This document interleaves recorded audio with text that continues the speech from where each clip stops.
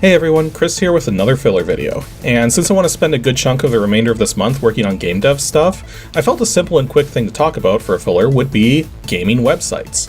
Specifically, the ones I routinely visit and frequently use for whatever purposes I require. Be it looking up particular stats, looking up walkthroughs or maps, finding hidden details, and plus there's a couple download sites I'm going to mention too. Now, I generally don't need to say this in my videos because it's fairly obvious that I'm only expressing my own opinions about things. I mean, cripes, I think I have one of the last websites on the net which doesn't load an ad choices banner or whatever. But I haven't been in recent contact with any of the people running these sites. All opinions about these sites are my own and come from my using them for several years now.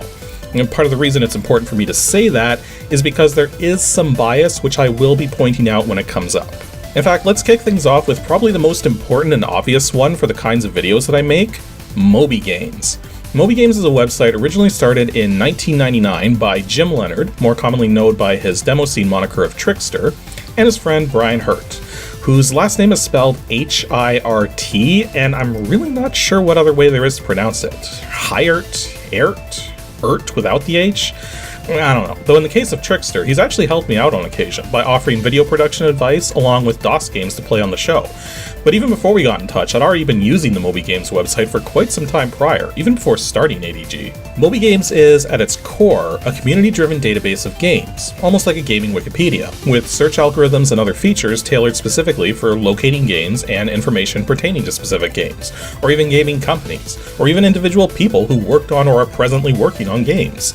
And when you pull up a game entry on MobiGames, you're given the main overview first, which lists some of the most pertinent details and has a brief write-up discussing the basics of what the game is, and any unique aspects about it which make it stand out. From here, you have tabs you can access for even more information, such as credits listings, screenshots, review listings, cover art, promo art, information on specific releases, trivia lists, lists of hints and tips, technical specs, advertising blurbs, content ratings, even a section for people who want to offer up or ask for certain games to trade. And on top of all of that, you can separate these details by specific platform. So for instance, if a game came out on 5 different systems, one of which was the C64, you could select the C64 from the platform listing and then only see details which are specific to the C64 version. The game browsing functionality of MobiGames is exceptionally powerful too. When you first open up the game browser, you have a variety of traits you can specifically select. So for instance, let's say we want a DOS game, well, that's 7,500 entries. So now let's say it needs to be an action game. Well, this not only narrows it down to 2,500, but it opens up even more traits we can choose from, such as the perspective the game takes place from. So if, say, we are trying to find a first-person action game for DOS, well, now the list drops to 517 games. But let's really throw a wrench into this mix now and say that it has to support a specific video mode, and what better choice than CGA graphics? 110? There's seriously 110 first-person action games for DOS which support CGA graphics? But what if we say it's an action/puzzle game? Oh wow, there's actually 3 entries for that extremely bizarre combination. Future Classics Collection, which is kind of cheating because that's multiple games in one package. The Light Corridor, which is like a 3D Breakout styled game, and the Sentry, also known as the Sentinel, which actually looks pretty freaking unique and interesting. I have to try to remember that one. But yeah, that's the thing about MobiGames, is that it's incredibly useful for both reading up information and specs, but also for just seeing what a game's all about, or discovering games in general. I think the only negative thing I have to say about the site's functionality in its current state is that if you're using the game browser and the list you come up with is over 250 games large, you can load a more detailed set of pages listing all of the potential games and can then sort the list as desired. But if you pull up less than 250 games in the browser, you can't access the detailed listing, meaning you can't sort the results, which can be a bit annoying if you're trying to do something like order a bunch of releases by year or such. Also, a lot of people had choice words to say a number of years ago when the site had a massive visual overhaul, which broke some of the functionality at first. Though once everything was fixed up technically, it really didn't come across as a bad change anymore. Though not really a good change either, it was just different, and I didn't find myself missing the old layout or preferring the new one. Anyway, let's move on to another really important site, GameFAQs. or GameFAQs as some people like to say, but quite frankly, I don't like pronouncing FAQ that way because it sounds like I'm trying to send someone an obsolete low-res copy of a resume over a phone line or something. But in any case, this place is even older than MobiGames and is one of the oldest gaming sites still around to this day, originally debuting in 1995. Though back then, it wasn't a part of GameSpot. And no, GameSpot is not on my list of recommended gaming websites, but that doesn't change the fact that GameFAQs is a part of them. In any case, GameFAQs is basically a community-driven site for hosting self-made FAQs for various games. Though since its inception, it's also gained the ability to host more kinds of game-assisting content, including images, feature-specific FAQs, the ability to list individual cheats and secrets outside of an FAQ, but most intriguingly, it has separate forums for each individual game. Now, for the less popular games, this usually just amounts to a few people trying to quote-unquote claim the forum as their own, or sometimes you'll see spam, but for the more popular games, the forums turn out pretty typical. Although, perhaps the most clever thing the site ever did to keep people coming back over and over and over again was their polls. Every day would see a new poll in the top corner of the site, and you didn't even have to be logged in to participate. You just make your selection, see the current standings for each option in the poll, and there you go. The questions spread the whole gamut, usually related to recent gaming news, but sometimes are just completely off the wall or as random as you could possibly get. It may seem pointless and trivial, because it is, but as any YouTube analyst will tell you, engagement is where the money is. Keep someone engaged and they'll stay on the site generating more ad revenue. In fact, that's kind of one of the things I like about GameFAQ, is that it hasn't really changed much over the years. A few new features here, a new coat of paint there, but the basic layout and functionality has remained pretty simple and similarly structured every step of the way. Next, let's take a look at a site that's a bit more obscure nowadays, but has otherwise been around for a surprisingly long time now, the Video Game Museum, originally known as GameFAQs when it was launched in 1999 by Garrett Dockery, also known as Mech, and is currently maintained primarily by himself and Ronaldo Esteban. Well, the main purpose of this site is to serve as a visual archive of gaming, so this isn't a place you go to for specs or tips or anything like that.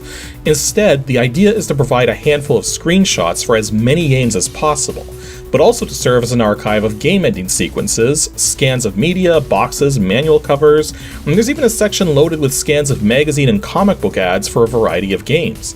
In fact, the game ending section is probably the most useful out of all of them, if you're needing to look up those kinds of details. Generally speaking though, the idea is that you're visiting this site to browse, not to search. In fact, it doesn't even have its own dedicated search function, and instead just links to a Google search widget. Well, there's not a lot of practical reasons to come here, and while the number of games on display is lacking for some systems, if you just want to see a bunch of screenshots for a whole bunch of different games, or if you're just trying to see what the endings or ads for a particular game look like, this is a pretty good no-nonsense place to go for that sort of thing.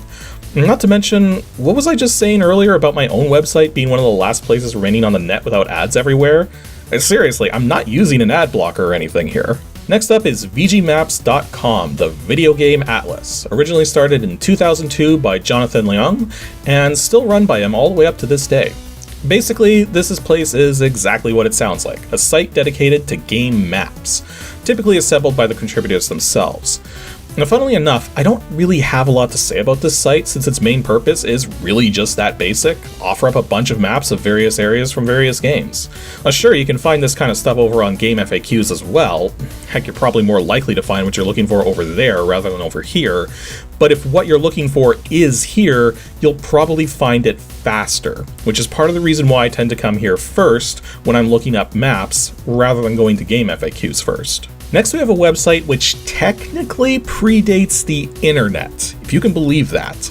The Museum of the Game, also known as the International Arcade Museum, also known as CLOV, or the Killer List of Video Games. And while the website itself was first brought online in 1995, the database the website works from was started much earlier on by a number of arcade game collectors and operators using BBSs in the 80s, before migrating into a Usenet group in the early 90s, then into a proper website not long following. I generally don't have a lot of reasons to come here, but many of the sites I've discussed so far are kinda lacking when it comes to looking up details on arcade titles, particularly specs and photos of the machines themselves. When the museum of the game is the place to go out for looking up these specs on arcade games, or really anything coin-operated, as the list also contains pinball machines, jukeboxes, non-video amusement devices, gambling machines. The list is extensive and can provide lots of details you'd otherwise miss trying to search other sites. Well, actually, there is yet another exception to that. If it's pinball machines you want info on, then the place you want to go for that is the Internet Pinball Database, or IPDB for short. The IPDB is dedicated specifically to real pinball and has extensive details for each machine, along with some of the most advanced search features I've seen anywhere on the internet. In fact, the search features are so advanced that I was able to do a little sleuthing recently. Now, see this cover art for Pinball Wizard for DOS? Well, when I saw this again for the first time in decades just a few days ago, it looked too real to me to be artwork. It had to be a photo. And plus the fact that one of the plastics had a part number printed on it made it even more likely, though I couldn't find any info on that specific part number. But still, with this image as a guide, with that part number able to narrow down a range of years, and with the advanced search features of the IPDB, I figured out in about half an hour that this cover art is actually a close-up photo of the upper playfield area of the 1978 Williams game Contact. In fact, clicking on one of these photos taken by John Yates here conclusively proves this. Going back to DOS gaming, obviously DOSBox is an extremely important tool for many of us to play old DOS games, but the website itself does serve a purpose beyond simply providing a download for the standard release builds of the software, most notably the compatibility list. Now, this list can help you to confirm if a game is likely to run properly in DOSBox or not, and sometimes additional info is also contributed when certain games require certain settings. Now, to be fair, I've run into discrepancies with this list on a few occasions, though I've never had the time to properly confirm and contribute any updates. So it's better to use the compatibility list as an initial guide, and not to take its contributions as law in regards to how well a game will or will not work.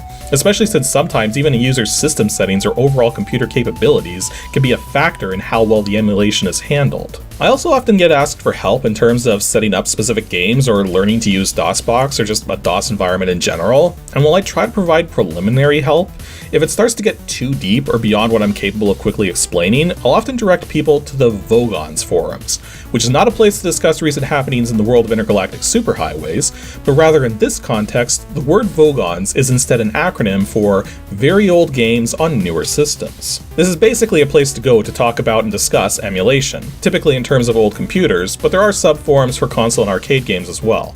Now, I don't come around here as much as I used to, as migrating my social presence to Twitter kinda derailed my ability to keep up with things here, but it's still active for sure, and a great place to go to learn how to do certain kinds of emulation tasks, or to get help figuring out an emulation problem, or to find resources and patches to get certain things emulating properly. This is also where the DOSBox forums are hosted, and in fact, when you click the forum button on the DOSBox website, this is where you're taken. Now let's talk about a couple download sites. The site I used to recommend all the time early in making ADG videos was the RGB Classic Games website, originally started in 2005 by an author who doesn't really do a good job of crediting himself, so I'm not going to either, especially since the website is kinda semi-dead by this point. See, here's the thing. The site still mostly functions and will usually have at least one game added every few months just to keep it ticking, but the forums are gone and some of the links don't work anymore. Well, the author did have some high ambitions for the site at one point, and was even adding games routinely back then. But then life probably just got in the way, as sometimes happens with these non-profit places, so it's nice that it's still around, and for a time it was the place to go for grabbing legitimate DOS and even old Windows games downloads. The irony though is that nowadays things have flip-flopped, because the site I tend to recommend now is the DOS Games website, started in 1999 and run by one Darren Hewer, who in the early 2010s wasn't really running the site very well by that point. Updates were sporadic, links were sometimes broken, and heck, sometimes the entire site would just fail to load.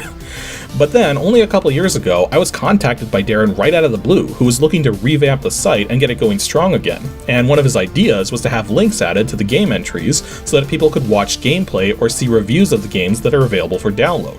That's why a fair number of games on the site now have direct links to some of my ADG reviews. But yeah, he turned the site right the heck around, and it's now actively updated and recently passed 1,000 DOS games available for download.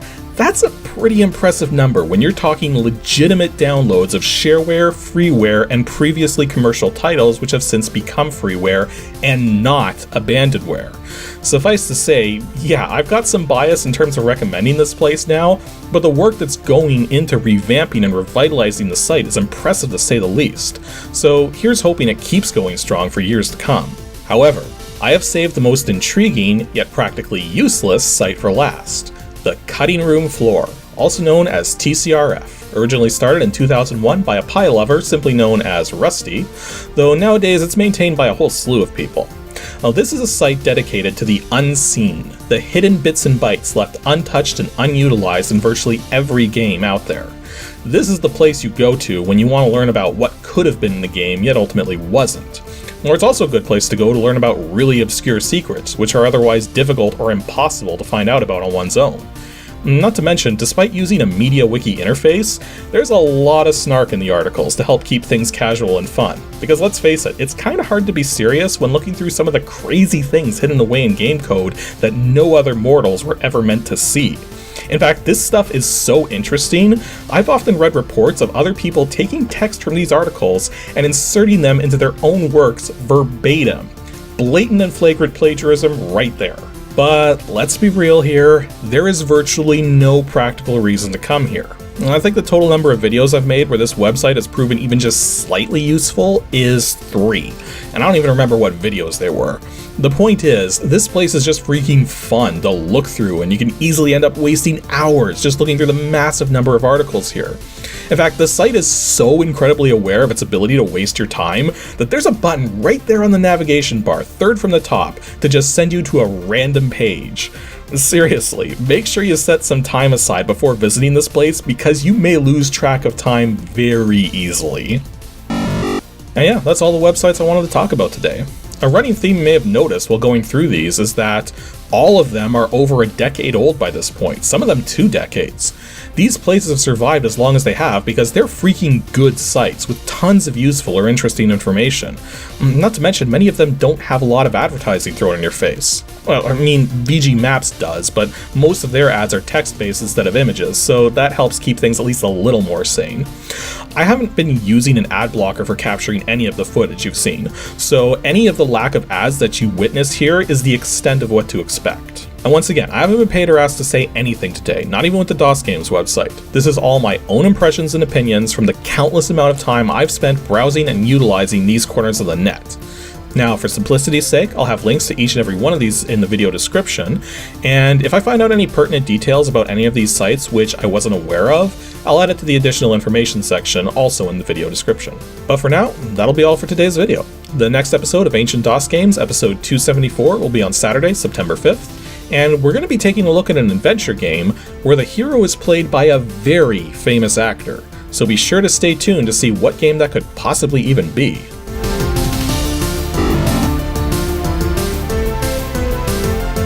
Thanks for watching, everyone, and extra special thanks to everyone supporting me on Patreon. Here's just a small selection of you guys.